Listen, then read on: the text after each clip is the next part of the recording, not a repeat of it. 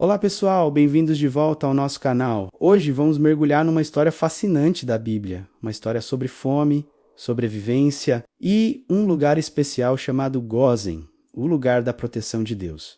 Vamos entender como a família de Jacó sobreviveu a uma crise devastadora enquanto o resto do mundo enfrentava a miséria. Depois de um reencontro emocionante com seu filho José, que ele pensava estar morto, Jacó e toda a sua família se preparam para deixar a terra de Canaã, que estava sofrendo com uma fome terrível. A jornada para o Egito era a única esperança de sobrevivência.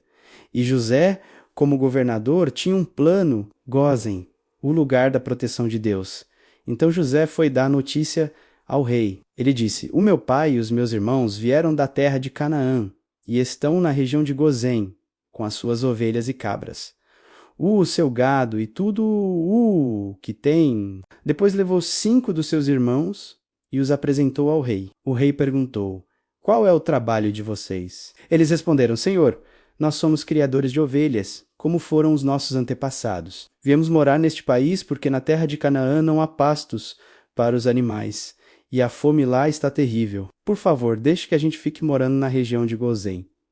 O rei disse a José: "Agora que o seu pai e os seus irmãos vieram ficar com você, a terra do Egito está às ordens deles. Dê a eles a região de Gósen, que é a melhor do país, para que fiquem morando lá.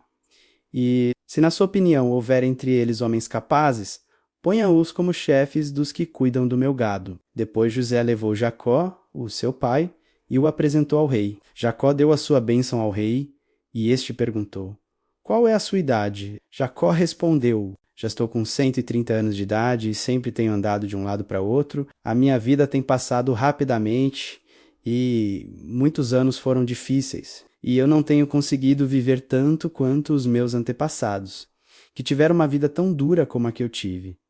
Jacó deu a sua bênção ao rei e foi embora. E José deu ao pai e aos irmãos terras na melhor região do Egito, perto da cidade de Ramessés, como o rei havia ordenado. Essas terras elas se tornaram propriedade deles e eles ficaram morando ali. José dava mantimentos ao pai, aos irmãos e aos parentes, conforme as necessidades de cada família. José, como governador do Egito, não havia alimento em lugar nenhum e a fome aumentava cada vez mais. Os moradores do Egito e de Canaã ficaram fracos de tanto passar fome. O povo comprava mantimentos e José ajuntava todo o dinheiro e o levava para o palácio. Quando acabou todo o dinheiro do Egito e de Canaã, os egípcios foram falar com José.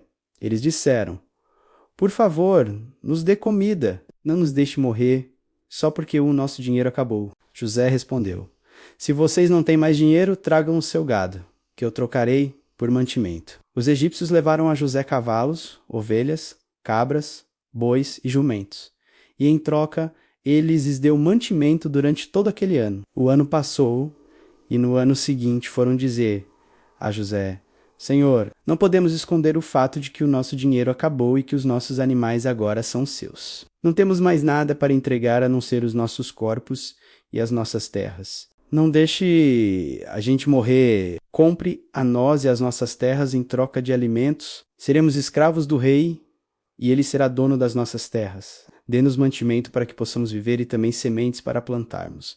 E assim a terra não se tornará um deserto." Então José comprou todas as terras do Egito para o rei. Todos os egípcios tiveram de vender as suas terras, pois a fome era terrível. Assim a terra ficou sendo do rei, e José fez dos egípcios escravos no país inteiro. José só não comprou as terras dos sacerdotes. Eles não tiveram de vendê-las, pois o rei lhes dava certa quantidade de alimentos. E assim, eles tinham o que comer. Então José disse ao povo: "Agora vocês e as suas terras são do rei, pois eu os comprei para ele. Peguem aqui sementes para semearem nos campos. Do que colherem, deem a 5ª parte ao rei. Usem as outras 4 partes para semear e para alimentar vocês, os seus filhos e as pessoas que moram com vocês." Eles responderam: "O Senhor salvou a nossa vida e tem sido bom para nós.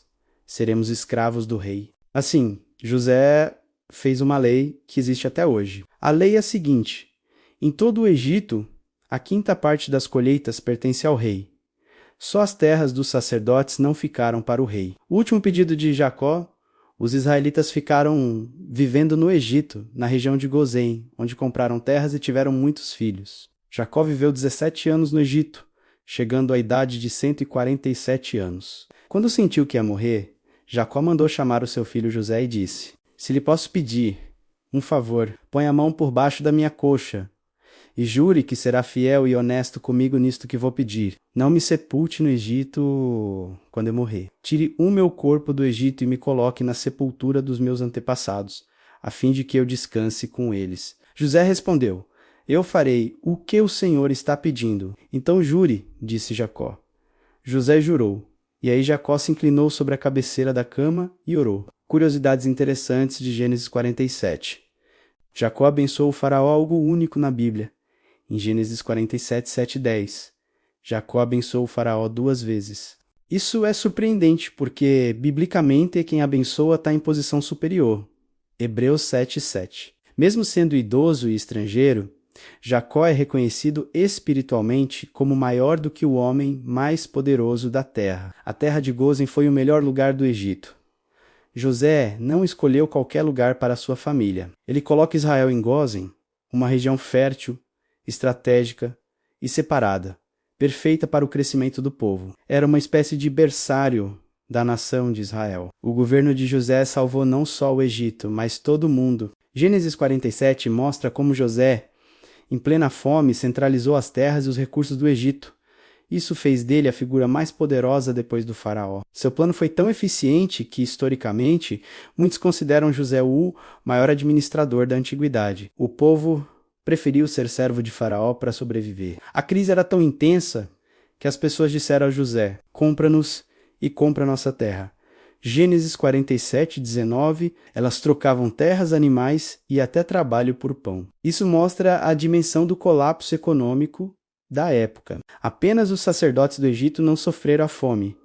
Um detalhe curioso do capítulo: os sacerdotes egípcios não precisavam pagar nada, porque viviam de uma renda oficial do próprio faraó. Gênesis 47. 22 é a única classe que ficou imune à crise. José instituiu um imposto que durou séculos. Gênesis 47, 26 diz que José estabeleceu o famoso imposto de 20% sobre toda a produção agrícola. E o texto diz que essa lei permaneceu por muito tempo no Egito. É um dos primeiros modelos tributários registrados na história. Jacó vive seus últimos 17 anos no Egito. Assim como José viveu 17 anos com seu pai antes de ser vendido, Jacó vive 17 anos com José no Egito até morrer. Gênesis 47, 28. Uma linda simetria bíblica. Jacó pede para não ser sepultado no Egito. Antes de morrer, Jacó faz José jurar que não o deixaria no Egito.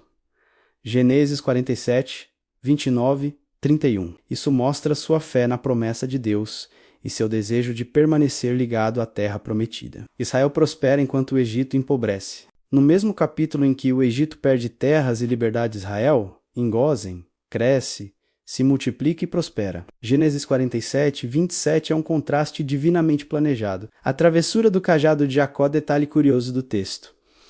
Ao final do capítulo, Jacó se inclina sobre a ponta de seu cajado. Gênesis 47, 31, o escritor de Hebreus 11, 21, interpreta esse gesto como um ato de adoração e fé. Mesmo Jacó estando fraco e envelhecido, essa história de Gozem, ele nos ensina muito sobre a soberania e o cuidado de Deus. Em meio a uma crise global, ele preparou um lugar de segurança e prosperidade para o seu povo. Ele usou a sabedoria e a posição de José para não apenas salvar uma nação, mas para proteger e fazer florescer a linhagem da promessa. É um lembrete de que, mesmo quando o mundo parece estar desmoronando, podemos confiar que Deus tem um plano e um lugar de refúgio para aqueles que confiam nele. Obrigado por assistir a este estudo profundo conosco. O que essa história sobre Gozem fala ao seu coração hoje? Deixe seus pensamentos nos comentários abaixo. Se você gostou deste vídeo, não se esqueça de curtir, compartilhar e se inscrever no canal para mais conteúdos como este. Até a próxima!